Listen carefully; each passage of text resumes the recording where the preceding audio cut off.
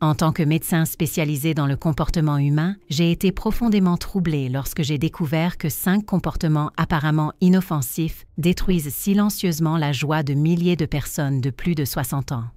Lors d'une consultation de routine avec une patiente de 65 ans, elle m'a dit quelque chose qui a complètement changé ma compréhension de l'abandon émotionnel dans la vieillesse. Elle s'assit en face de moi, les mains légèrement tremblantes, et murmura d'une voix étranglée qu'elle se sentait comme un fantôme dans sa propre maison. Ses enfants ne venaient que pour des questions pratiques. Ses petits-enfants ne venaient que lorsqu'ils avaient besoin de quelque chose, et son mari était devenu un étranger qui ne partageait que le même toit. Le plus choquant fut lorsqu'elle révéla que tout avait commencé par de petits changements dans le comportement de son entourage. Des changements si subtils qu'elle ne s'en était même pas rendue compte lorsqu'ils ont commencé à éroder son estime de soi. Si vous avez plus de 60 ans et ressentez chaque jour un vide grandissant, sachez que ce sentiment d'abandon n'est pas apparu de nulle part. Il existe une explication neurologique. Le cerveau mature est extrêmement sensible aux signaux de rejet social, et lorsque certains comportements se répètent constamment, ils activent les mêmes centres de douleur qu'une blessure physique. La solitude après 60 ans n'est pas seulement une tristesse banale. C'est un état qui accélère le vieillissement cellulaire, affaiblit le système immunitaire et peut réduire l'espérance de vie jusqu'à 15 ans. Se réveiller chaque matin avec le sentiment que personne ne se soucie vraiment de soi n'est pas seulement une mauvaise journée. C'est le signe que votre corps entre dans un état d'alerte permanent qui épuise ses réserves vitales. Après des décennies d'observation de patients de cette tranche d'âge, j'ai identifié précisément 5 comportements qui, répétés de manière répétée par leurs proches, créent ce terrible sentiment d'abandon. Le plus cruel, c'est que ceux qui adoptent ces comportements ne se rendent souvent même pas compte des dommages émotionnels qu'ils causent. Ils croient se montrer utiles, voire bienveillants. Mais il y a de l'espoir. La même neuroplasticité qui permet à ces blessures émotionnelles de s'approfondir nous donne également le pouvoir d'inverser ce processus. En comprenant précisément ces 5 attitudes et leur impact sur votre cerveau, vous acquérez le contrôle nécessaire pour transformer votre réalité émotionnelle. Si en ce moment vous ressentez une oppression dans votre poitrine parce que vous reconnaissez cette douleur dans votre propre vie, si vous vous réveillez chaque jour avec le sentiment d'être invisible pour les personnes que vous aimez, si vous avez déjà pensé que vos meilleures années étaient derrière vous et qu'il ne vous reste plus qu'à attendre que le temps passe, alors vous devez de toute urgence regarder cette vidéo jusqu'à la fin. Tapez « Oui maintenant » si vous reconnaissez cette douleur dans votre vie, car ce que je vais vous révéler dans les prochaines minutes pourrait être la clé pour retrouver votre joie de vivre et vous sentir à nouveau vraiment aimé. Madame Maria, 65 ans, est entrée dans mon cabinet il y a 6 mois, complètement différente de la femme que j'avais rencontrée des années auparavant. Veuve depuis 2 ans, elle n'était plus que l'ombre d'elle-même. Son regard, qui brillait autrefois lorsqu'elle parlait de ses petits-enfants, semblait désormais terne, comme si un brouillard permanent s'était installé sur son âme. Au cours de notre conversation, Maria m'a confié que l'abandon émotionnel avait commencé presque imperceptiblement. Peu après les funérailles de son mari, sa fille avait commencé à ne lui rendre visite que le dimanche, toujours pressée. Les appels téléphoniques qui duraient autrefois des heures se réduisaient à de brefs appels pour des rendez-vous médicaux ou des questions pratiques. Ses petits-enfants, qui passaient des week-ends entiers avec elle, n'apparaissaient désormais que pour les occasions spéciales, rivés à leur téléphone. Ce qui blessait le plus Maria, c'était le sentiment d'être devenue un fardeau. Lorsqu'elle essayait de raconter une histoire sur le grand-père des enfants, elle remarquait les regards impatients, les soupirs discrets, la hâte de changer de sujet. Lorsqu'elle appelait sa fille juste pour discuter, elle entendait toujours la même phrase qui lui transperçait le cœur. « Maman, je suis en train de faire quelque chose d'important, je peux t'appeler plus tard ?» Et plus tard arrivait rarement. Les neurosciences du deuil nous apprennent que le cerveau interprète le rejet social de la même manière qu'il interprète la douleur physique. Chaque fois que Maria sentait que ses paroles n'avaient aucune importance, que sa présence était tolérée plutôt que désirée, que ses histoires étaient interrompues ou ignorées, son cerveau libérait les mêmes neurotransmetteurs associés à la douleur d'une brûlure ou d'une coupure. Maria commença à éviter d'appeler pour ne pas déranger. Elle cessa de raconter des histoires pour ne pas être importune. Elle cessa d'exprimer ses opinions pour ne pas paraître démodée. Peu à peu, elle devint une version plus petite d'elle-même, errant dans la maison, tel un fantôme effrayé de déranger les vivants. La transformation de la vie de Maria a commencé lorsqu'elle a compris que le problème ne résidait pas dans sa vieillesse, son manque d'intérêt ou son manque de pertinence.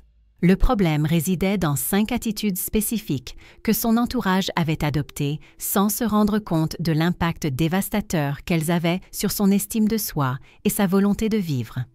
Lorsque Maria a appris à identifier ces attitudes et à y réagir différemment, un événement extraordinaire s'est produit. En seulement 3 semaines, elle a déclaré se sentir à nouveau vue, entendue et valorisée. Non pas parce que les gens ont changé du jour au lendemain, mais parce qu'elle a développé des stratégies spécifiques pour faire face à chacune de ces 5 attitudes destructrices. Le plus frappant a été de constater qu'en modifiant sa propre réaction à ces comportements, Maria incitait inconsciemment son entourage à la traiter avec plus de respect et d'amour. C'était comme si elle avait retrouvé une présence qu'elle ignorait avoir perdue. La première attitude qui détruit l'estime de soi des aînés est ce que j'ai observé des centaines de fois dans mon cabinet. J'appelle cela le syndrome de la précipitation permanente. C'est lorsque vos proches semblent toujours pressés lorsqu'on essaie de communiquer avec eux. Maria a parfaitement décrit ce sentiment en disant qu'elle avait l'impression de constamment perturber la vie des autres. Cette attitude se manifeste de manière très subtile. C'est la fille qui répond au téléphone et dit « Salut maman » tout de suite. Le petit-fils qui répond à vos questions en regardant son téléphone. Ou le voisin qui vous coupe la parole au milieu d'une conversation pour répondre à un appel.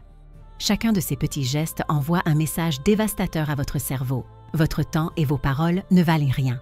Les neurosciences révèlent que lorsque nous nous sentons constamment bousculés par les autres, notre cortex préfrontal, responsable de l'estime de soi, commence à libérer moins de dopamine et de sérotonine. C'est pourquoi nous pouvons nous sentir plus petits, moins importants, comme si nous occupions moins de place dans le monde. La technique que j'enseigne pour gérer cette attitude est ce que j'appelle l'ancrage temporel. Cela fonctionne ainsi. Avant d'entamer une conversation importante, vous fixez doucement un moment précis. Au lieu d'aborder directement le sujet, vous dites quelque chose comme « J'aimerais partager quelque chose avec vous. Avez-vous 5 minutes maintenant ou préférez-vous qu'on se parle plus tard quand vous aurez plus de temps ?» Ce simple changement transforme complètement la dynamique. Premièrement, parce que vous respectez le temps de l'autre, ce qui réduit la résistance naturelle. Deuxièmement, parce que vous valorisez votre propre communication en la considérant comme un moment qui mérite qu'on lui consacre du temps. Troisièmement, parce que vous donnez à l'autre la possibilité de choisir le meilleur moment, éliminant ainsi la pression.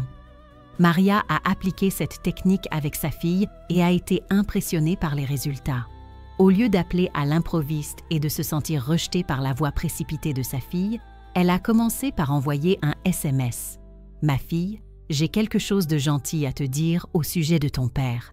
Appelle-moi quand tu auras quelques minutes. » Résultat, leurs conversations sont devenues plus longues et plus enrichissantes, car sa fille appelait lorsqu'elle pouvait vraiment l'écouter. La deuxième attitude destructrice est la dévalorisation de l'histoire. Cela se produit lorsque vous commencez à partager une expérience, un souvenir ou un conseil, et que vous réalisez que les gens ne vous écoutent pas vraiment, changent rapidement de sujet, ou font des commentaires qui minimisent l'importance de ce que vous partagez. En observant des patients ayant vécu cette expérience, j'ai découvert que notre cerveau enregistrait ces expériences comme des micro-rejets. Chaque histoire interrompue, chaque souvenir ignoré, chaque conseil abandonné crée de minuscules blessures dans notre identité.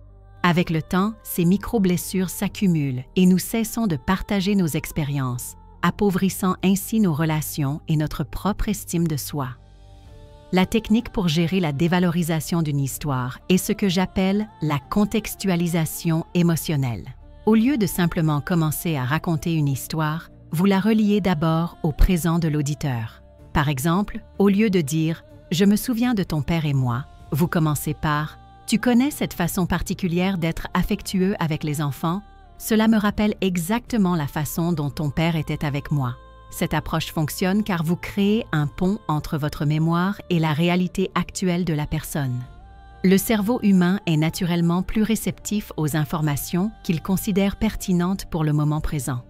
Maria a constaté qu'en contextualisant ces histoires de cette manière, les gens étaient non seulement plus attentifs, mais posaient aussi des questions et s'engageaient véritablement. La troisième attitude qui génère l'abandon émotionnel est ce que j'appelle l'infantilisation déguisée en attention.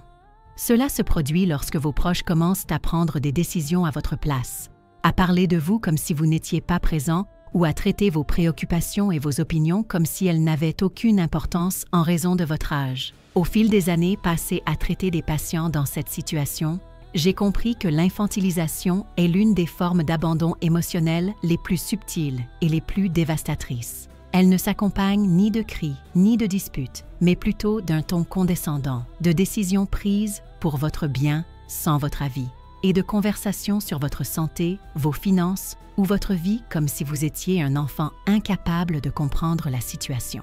L'impact neurologique de l'infantilisation est profond.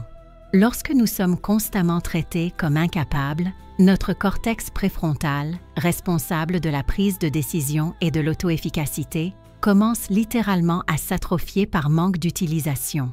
C'est pourquoi de nombreuses personnes âgées commencent à ressentir une réelle confusion ou un manque d'assurance, non pas parce qu'elles perdent des capacités, mais parce qu'elles sont privées de leur capacité à les exercer. La stratégie que j'enseigne pour combattre cette attitude est le repositionnement de l'autorité. Elle fonctionne en 3 étapes simples. Premièrement, vous identifiez le domaine dans lequel vous êtes infantilisé. Deuxièmement, vous démontrez concrètement vos compétences dans ce domaine. Troisièmement, vous établissez des limites claires autour de votre autonomie. Maria a appliqué cette technique lorsque sa fille a commencé à insister pour l'accompagner chez le médecin, à parler à sa place pendant le rendez-vous, puis à expliquer ce que le médecin avait dit comme si elle n'avait pas compris. Maria lui a gentiment dit « Chérie, j'apprécie vraiment ton attention et je sais que tu veux m'aider. Mais je veux que tu comprennes que mon esprit fonctionne parfaitement. Je peux aller seule chez le médecin et, si j'ai des questions, je peux les poser moi-même. Ton aide m'est précieuse, mais de la bonne manière. » La 4e attitude dévastatrice est le contact purement utilitaire. Cela se produit lorsque les seuls moments où une personne reçoit des appels, des visites ou des messages sont pour résoudre des problèmes pratiques, demander des faveurs ou régler des formalités administratives.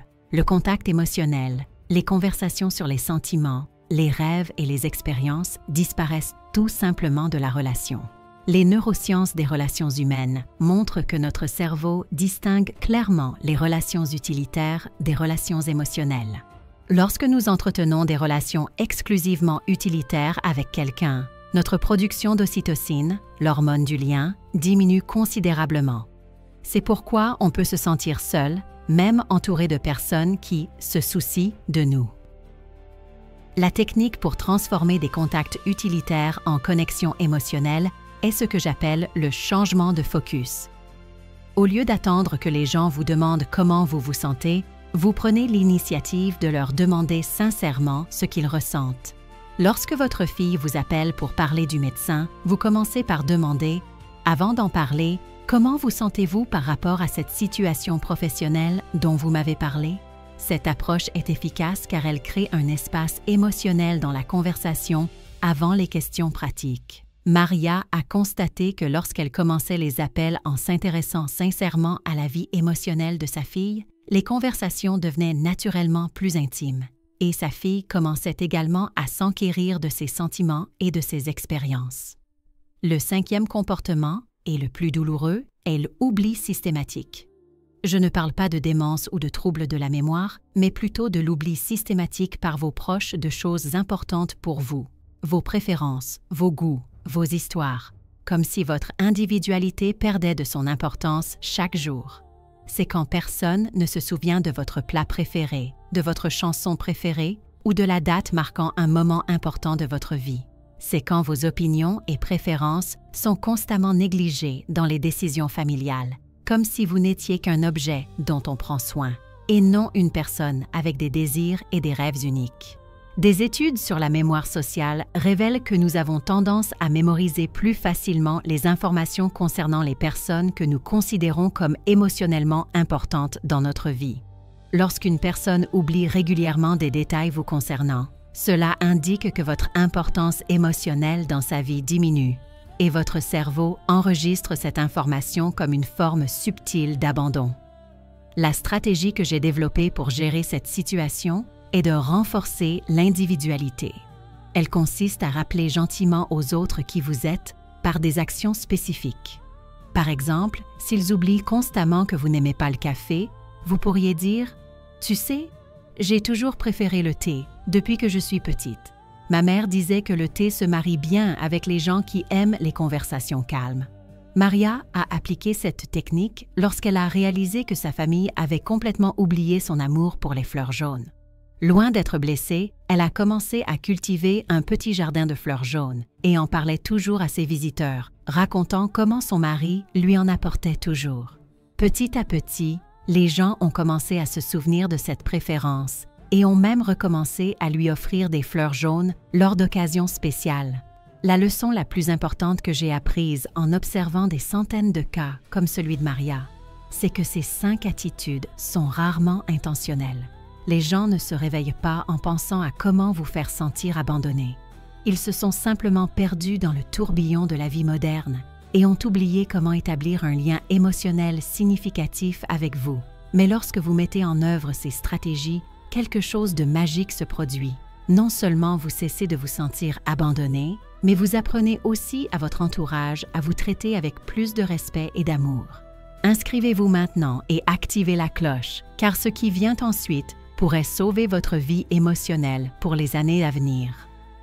Ce qui me frappe le plus en suivant des cas comme celui de Maria, c'est de découvrir comment notre cerveau réagit lorsque nous nous sentons enfin à nouveau considérés et valorisés après une période de négligence émotionnelle. Il y a une véritable explosion de neurotransmetteurs qui avaient été supprimés pendant des mois, voire des années.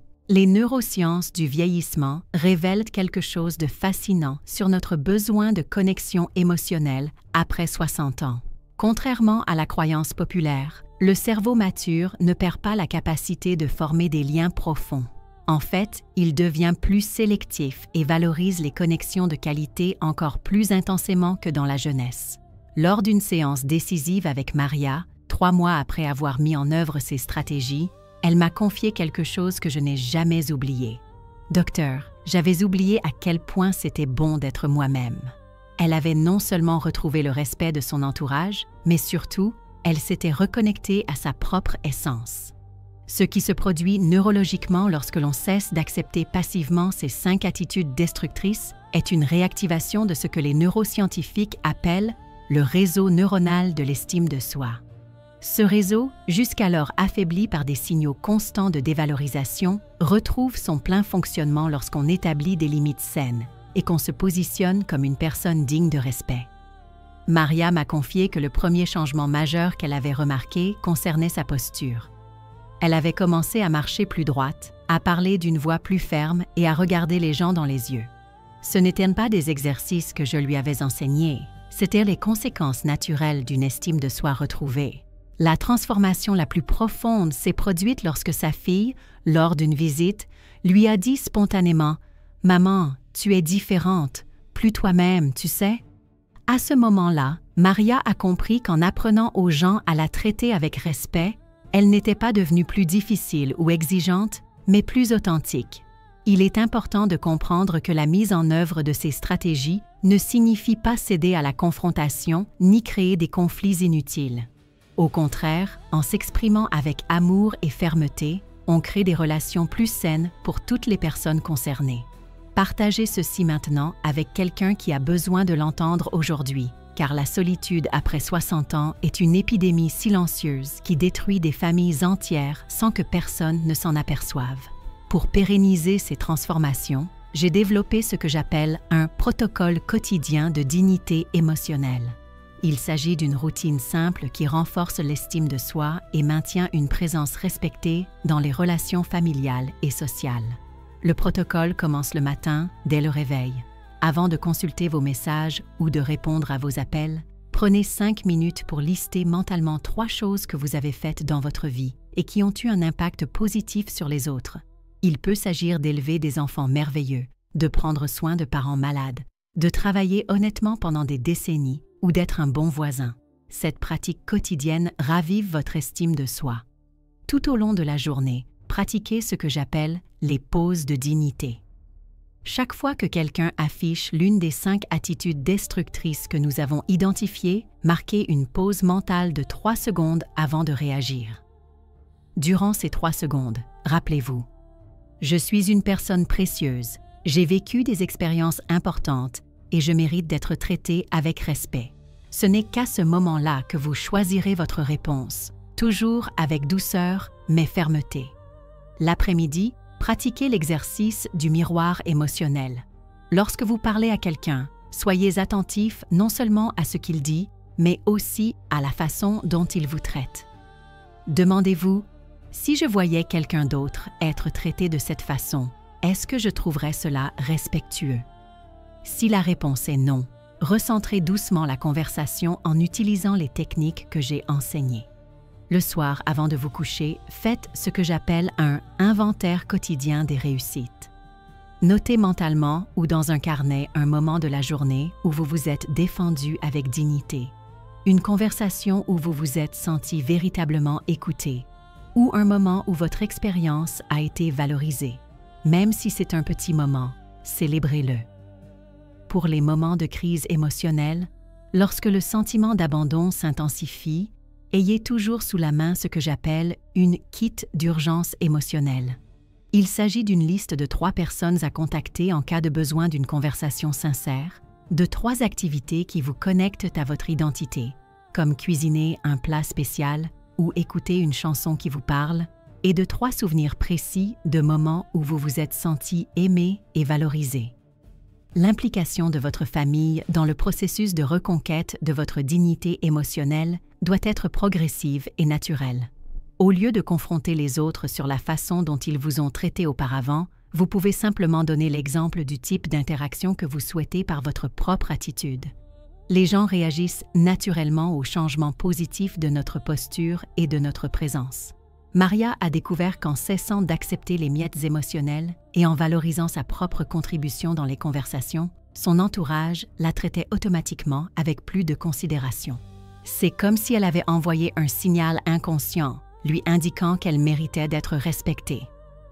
Commentez maintenant laquelle de ces 5 attitudes vous reconnaissez le plus dans votre vie, afin que je puisse savoir comment je peux aider davantage de personnes à retrouver leur dignité émotionnelle après 60 ans. En écrivant ces mots, je pense à Maria et aux centaines d'autres patients qui ont retrouvé la joie de vivre simplement en apprenant qu'ils méritaient d'être traités avec amour et respect. La solitude après 60 ans n'est pas une fatalité. C'est une blessure émotionnelle qui peut être guérie lorsqu'on en comprend précisément la cause. Vos histoires comptent.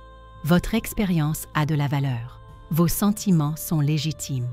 Votre présence fait une différence dans le monde.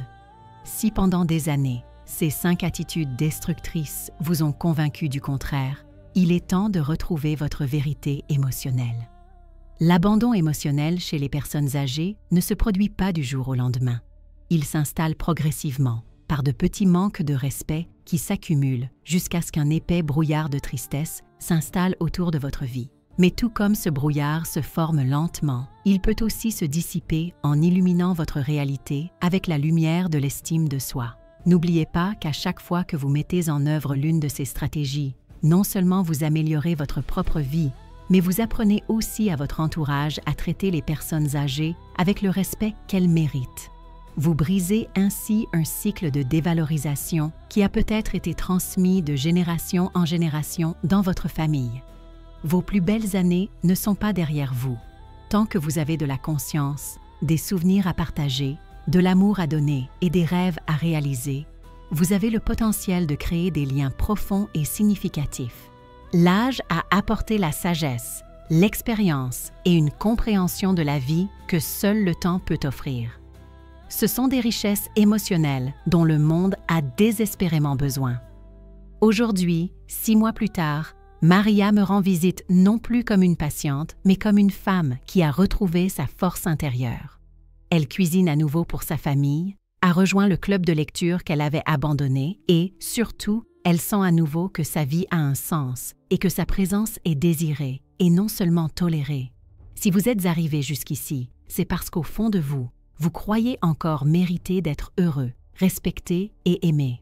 Cette conviction est juste. Ne laissez personne vous convaincre du contraire, pas même vous-même dans vos moments les plus sombres. Le chemin vers le rétablissement de votre dignité émotionnelle commence aujourd'hui par la première action que vous choisissez d'entreprendre. Il peut s'agir d'établir une limite douce mais ferme, de contextualiser une histoire importante ou simplement de vous rappeler que vous avez de la valeur telle que vous êtes. 3 choses avant de partir. Premièrement, si cette vidéo vous a touché, aimez-la maintenant. Deuxièmement, abonnez-vous. Chaque semaine, je partage des astuces pour lutter contre la solitude après 60 ans. Troisièmement, regardez la vidéo suivante qui apparaît à l'écran, où je révèle l'erreur matinale qui aggrave la tristesse sans que vous vous en rendiez compte.